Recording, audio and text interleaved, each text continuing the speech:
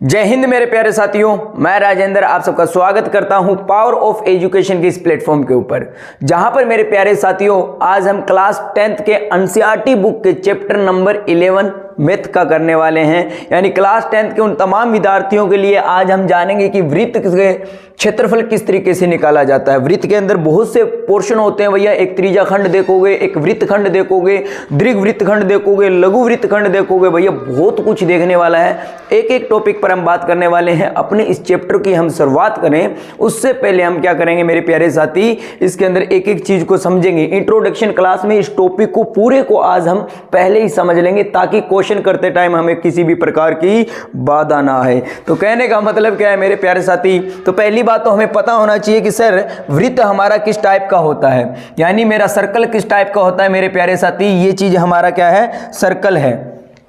Circle के अंदर क्या होगा मेरे प्यारे साथी, एक आपका क्या होगा, सेंटर पॉइंट होता है, यानी इसको क्या बोला जाता है, केंद्र बोल दिया जाता है। मैं यहां पर नाम साथ के साथ बताता चलूंगा मेरे प्यारे साथी। इसको क्या बोल दिया जाता है, केंद्र बोल दिया जाता है। ठीक है, इंग्लिश में इसको सेंटर बोल देते हैं। और इस सेंटर से इस वृत्त, इसको बोलते हैं भैया वृत्त, यानी इसको क्या बोला जाता है, वृत्त बोल दिया जाता है। और ये वृत्त की बाहर की अगर इसकी बात की जाए, बाहर की इस पोर्शन की पूरे की बात की जाए, तो ये वृत्त की क्या होती है मेरे प्यारे साथी, परिधि होती है। क्या होती है, परिधि होती है। ठीक है, इतने में कोई दिक्कत नहीं ना। अब वृत्त के अंदर अगर इस सेंटर से वृत्त तक की कोई भी लाइन होगी, कोई भी मेरे प्यारे साथी लाइन होगी, वो अपने आप में क्या होगी, त्रिज्या होगी, यानी आपकी क्या, रेडियस होगी। क्या होगी, रेडियस होगी। हम एक एक पोर्शन को समझेंगे ताकि हमें किसी प्रकार की दिक्कत ना आए मेरे प्यारे साथी। अगर इस रेडियस का दोगुना कर दूं, यानी यहां से लेकर यहां तक ये रेडियस है और यहां से लेकर यहां तक ये रेडियस है, अगर इन दोनों को मिला देता हूं तो इसको क्या बोला जाएगा, ये मेरे वृत्त का क्या हो जाएगा मेरे प्यारे साथी, व्यास हो जाएगा। कहने का मतलब डायामीटर हो जाएगा। ठीक है, आपकी त्रिज्या का दोगुना आपका क्या होता है, व्यास होता है। ठीक है, इसके बाद में अगर बात की जाए, ध्यान रखना, अगर इस वृत्त के ऊपर यहां पर मेरे प्यारे साथी बाहर किसी पॉइंट से मैं अगर इस वृत्त से होती हुई एक लाइन खींच देता हूं तो ये इस वृत्त की क्या होगी, स्पर्श रेखा होगी। क्या होगी, स्पर्श रेखा होगी। मैं बड़ा बड़ा बता रहा हूं ताकि आपको थोड़ा सा नॉलेज में रहे कि एक्चुअल में हम क्या क्या करने वाले हैं। ठीक है, तो अब बात करते हैं मेरे प्यारे साथी, और इसके अंदर क्या रह गया, तो अगर एक ही वृत्त में अंदर दो पॉइंटों को अगर हम मिला देते हैं तो इसको क्या बोल दिया जाता है मेरे प्यारे साथी, इस लाइन को क्या बोला जाता है, जीवा बोला जाता है। क्या बोला जाता है मेरे प्यारे साथी, जीवा बोल दिया जाता है। ठीक है, तो ये थी वृत्त से संबंधित कुछ जानकारी। अब इस चैप्टर में हम क्या पढ़ने वाले हैं उसके ऊपर हम थोड़ी सी और चर्चा कर लेते हैं। तो इस चैप्टर में आपको नाम सुनने के लिए मिलेगा, यानी एक तो जीवा की चर्चा सुनने को मिलेगी मेरे प्यारे साथी, ये हमारा सेंटर पॉइंट है। अगर बात आएगी, पूछेगा कि इसको निकालने के लिए बोलेगा, इसको निकालने के लिए बोलेगा, और यहां से लेकर यहां तक और यहां से लेकर यहां तक ये आपको रेडियस होगी। यहां पर आपका एंगल बनेगा, यानी इसको क्या बोल दिया जाता है, कोण बोल दिया जाता है, यानी आपका थीटा की वैल्यू होगी। ठीक है मेरे प्यारे साथी, और इसको यानी ये तीन लाइनों से बनकर ये जो बना है ये मेरा क्या हो जाएगा, त्रिभुज हो जाएगा। क्या हो जाएगा, त्रिभुज हो जाएगा। अगर इस अंदर वाले पार्ट की बात की जाए मेरे प्यारे साथी, इस जीवा से नीचे वाले पार्ट की बात की जाए तो इसको क्या बोला जाएगा, तो इसको भैया क्या बोला जाएगा, वृत्तखंड बोला जाएगा। क्या बोला जाएगा, लेकिन कौन सा, तो ये लघु वृत्तखंड होगा। क्या होगा, लघु वृत्तखंड होगा। यानी जो इसको इस चैप्टर में हमें देखने को मिलेगा, इसको हमें बार बार निकालने को बोलेगा कि लघु वृत्तखंड निकाल कर दिखाइए। ये बाहर वाला पोर्शन क्या होता है मेरे प्यारे साथी, ये दीर्घ वृत्तखंड होता है। दीर्घ वृत्तखंड मतलब यानी बहुत बड़ा, दीर्घ वृत्तखंड मतलब एक, ये बड़ा वाला पार्ट दीर्घ वृत्तखंड होगा, ये छोटे वाला पार्ट मेरे प्यारे साथी जो यहां तक मैंने ये बना रखा है ये आपका लघु वृत्तखंड होगा। लघु मतलब क्या होता है, छोटा। अब बात आती है, अगर यहां से लेकर यहां तक इस पूरे पोर्शन की बात की जाए, इस पूरे पोर्शन की बात की जाए मेरे प्यारे साथी, तो इसको क्या बोला जाता है, इसको बोल दिया जाता है त्रिज्याखंड। क्या बोला जाता है, त्रिज्याखंड, यानी त्रिज्या के अंदर वाले, दो त्रिज्याओं के अंदर अंदर वाले पार्ट को क्या बोला जाएगा? त्रिज्या खंड बोला जाएगा। क्या बोला जाएगा मेरे प्यारे साथी? त्रिज्या खंड बोला जाएगा। क्या? त्रिज्या खंड। ठीक है, और इस चैप्टर में क्या पढ़ने को मिलेगा? तो मेरे प्यारे साथी अब मैं कुछ एक आपको फॉर्मूले बता देता हूं जो इस चैप्टर में यूज होने वाले हैं। यानी या तो कहेगा आपको लघु वृत्तखंड निकालो, या कहेगा दीर्घ वृत्तखंड निकालो, या आपसे कहेगा मेरे प्यारे साथी, आपसे परिधि पूछेगा, त्रिज्या निकालने को बोलेगा, या आपसे और बहुत सी चीज़ें पूछेगा वृत्त से रिलेटेड। तो मैं यहाँ थोड़ा सा एक बार फिर से एक रफली डायग्राम बना देता हूँ ताकि आपको अच्छे से मैं बता पाऊँ। बात आती है मेरे प्यारे साथी, पहली बात, अगर आपसे पूछा जाए ये त्रिज्या खंड के बारे में पूछा जाए कि भैया त्रिज्या खंड का बता दो कि त्रिज्या खंड का क्षेत्रफल क्या होगा। पहला क्वेश्चन क्या पूछा?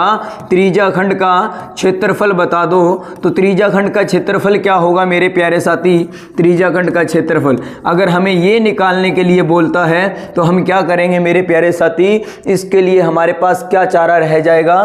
तो इसके लिए रहेगा कि सर इसका रहेगा थीटा बटे में 360 मल्टी पाई आर स्क्वायर। समझिए इस बात। थीटा क्या है सर?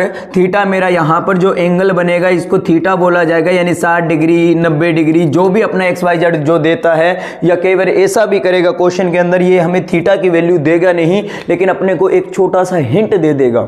उस हिंट को देखते हुए हम इसको पहचानेंगे। ठीक है, तो त्रिज्या खंड का फॉर्मूला आपको पता चल गया।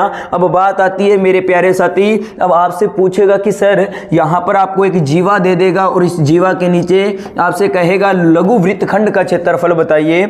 आपसे क्या कहेगा मेरे प्यारे साथी? लघु वृत्तखंड का क्षेत्रफल बताइए। लघु वृत्तखंड का क्षेत्रफल बताइए। वृत्तखंड का क्षेत्रफल बताइए। तो मेरे प्यारे साथी इसके लिए थोड़ा सा आपको माइंड लगाना होगा कि अगर मैं इस पूरे त्रिज्या खंड के अंदर से अगर मैं इस त्रिभुज के क्षेत्रफल को माइनस कर दूं, अगर मेरे इस पूरे त्रिज्या खंड के क्षेत्रफल से, त्रिज्या खंड के पूरे क्षेत्रफल से अगर मैं ये वाला पोर्शन इतना ये त्रिभुज को माइनस कर दूं तो क्या मेरा ये बचेगा कि नहीं बचेगा? बता दो मेरे प्यारे साथी, क्या मेरा ये बचे या नहीं बचा? यानी इतना पोर्शन बचा कि नहीं बचा? मेरा लघु वृत्तखंड बचा कि नहीं बचा? समझ आया कि नहीं आया मेरे प्यारे साथी? मैं लिख देता हूं थोड़ा सा कि कहने का मतलब क्या है कि सर त्रिज्या खंड का क्षेत्रफल, क्या त्रिज्या खंड का क्षेत्रफल के अंदर से अगर मैं शॉर्ट में लिखूंगा, त्रिज्या खंड के क्षेत्रफल के अंदर से अगर मैं माइनस कर देता हूं किसका मेरे प्यारे साथी? त्रिभुज के क्षेत्रफल को। किसको? त्रिभुज के क्षेत्रफल को।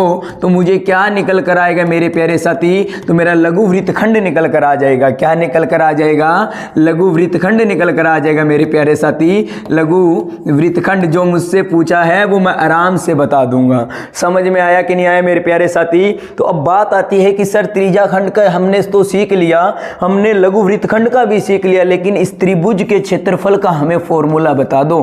तो इसका फॉर्मूला क्या रहेगा मेरे प्यारे साथी? इसका त्रिभुज के क्षेत्रफल का क्या फॉर्मूला रहेगा? मैं शॉर्ट में यहां लिख देता हूं। त्रिभुज के क्षेत्रफल का फॉर्मूला क्या रहेगा? 1/2 बेस इंटू हाइट मेरे प्यारे साथी, यानी आधार गुणा ऊंचाई। ये आपका क्या रहेगा? त्रिभुज का रहेगा। त्रिज्या खंड का मैंने ऊपर लिख ही रखा है, समझ रहे हो मेरे प्यारे साथी? तो ये आपका क्या निकल कर आ जाएगा? लघु वृत्तखंड। सर जब लघु वृत्तखंड पूछ लिया, अगर बाहर वाला पूछ लिया तो इसको कैसे करेंगे? यानी आपसे दीर्घ वृत्तखंड पूछे, आपसे मेरे प्यारे साथी दीर्घ वृत्तखंड अगर पूछता है, क्या दीर्घ वृत्तखंड अगर आपसे पूछता है तो आप इसको कैसे सॉल्व करोगे? तो आप क्या करोगे मेरे प्यारे साथी? पूरे वृत्त के अंदर से क्या कर दोगे? पूरे वृत्त में से अगर आप लघु वृत्तखंड को माइनस कर देते हो तो ये बाहर वाला आपका दीर्घ वृत्तखंड बच जाएगा।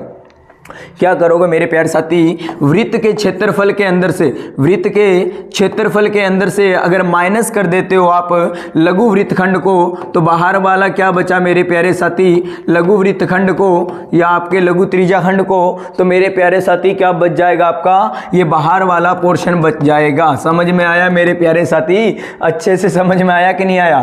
तो ये है मेरे प्यारे साथी। अब बात आती है सर वृत्त का कैसे निकालेंगे? तो वृत्त के क्षेत्रफल का फॉर्मूला फॉर्मूला होता है मेरे प्यारे साथी पाई आर स्क्वायर। ठीक है मेरे प्यारे साथी, पाई आर स्क्वायर। इसके अंदर से हम लघु वृत्तखंड को निकालना हम यहाँ सीख कर आए हैं, तो इसको यहाँ से डायरेक्टली माइनस करेंगे और हमारा ये बाहर का पोर्शन निकल कर आ जाएगा। तो ये थी इंट्रोडक्शन क्लास मेरे प्यारे साथी, जहाँ से मैंने आपको बताया रफली तरीके से कि इसके अंदर आपको क्या क्या देखने को मिलेगा। अब बात आती है कि सर आपको क्या है, अब हिंट के ऊपर बात करेंगे कि सर क्या थीटा की वैल्यू हमें देगा, क्या थीटा की वैल्यू हमें देगा?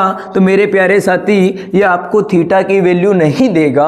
एग्जाम में अगर ये 2 नंबर का क्वेश्चन देगा तो आपको थीटा की वैल्यू देगा, अदरवाइज आपको थीटा की वैल्यू अपने दिमाग से निकालनी पड़ेगी। यानी किस तरीके से क्वेश्चन पूछेगा मैं थोड़ा रफली बताता हूं। ये आपसे कहेगा एक वृत्त है, ये कहेगा एक वृत्त है और उसके अंदर क्या है मेरे प्यारे साथी 5 उसके अंदर क्या है व्यास बने हुए हैं। कितने? 5 उसके अंदर कितने व्यास बने हुए मेरे प्यारे साथी?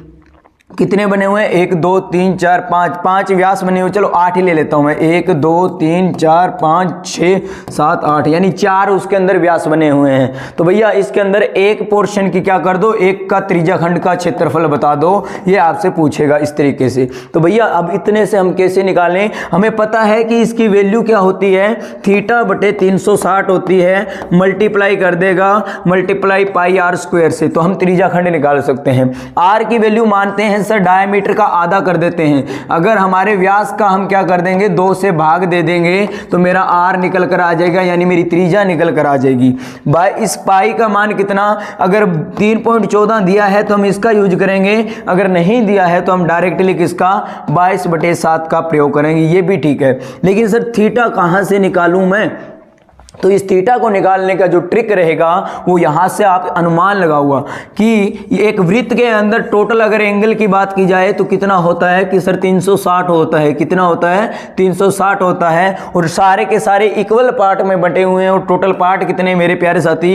तो टोटल पार्ट कितने? 8 पार्ट है, तो मैं इससे भाग दे दूंगा, यानी 8 के 8 8 चौके 32 और 4 40 8 5 40। तो कितना एंगल निकल कर आया कि एक एक पार्ट मेरा 45 डिग्री में बंटा हुआ है। कितने 45 डिग्री में बंटा हुआ है। इस तरीके से मैं हिंट को पहचानूंगा और मेरे थीटा की वैल्यू आ जाएगी।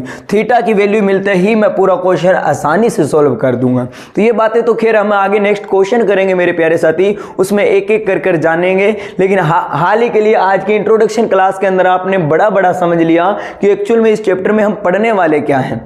बाकी तो ये घड़ी भी देगा, घड़ी में मिनट की सुई की लंबाई इतनी है भैया, तो इसके अंदर बताओ ये कितना मतलब 5 मिनट में घूमेगी। ये सारे क्वेश्चन हम क्वेश्चन में ही करने वाले हैं। मैं इंट्रोडक्शन में पूरा चैप्टर निपटाने की नहीं सोचूंगा। तो उम्मीद करूंगा मेरे प्यारे साथी आज की क्लास आपको बेहतर लगी होगी, पसंद भी आई होगी। अगर आप चाहते हो कि पावर ऑफ एजुकेशन से हम जुड़ना चाहते हैं और इस चैनल पर सर हम क्या है मैथ की क्लासेस लगाकर पास होना चाहते हैं, तो मेरे प्यारे साथी जाते जाते वीडियो को लाइक और चैनल को सब्सक्राइब करके जाना और अपने साथियों अपने दोस्तों को पावर ऑफ एजुकेशन के बारे में जरूर बताना। मिलेंगे नेक्स्ट क्लास में क्वेश्चंस के साथ, तब तक हंसते रहो मुस्कुराते रहो। जय हिंद जय भारत मेरे प्यारे साथी।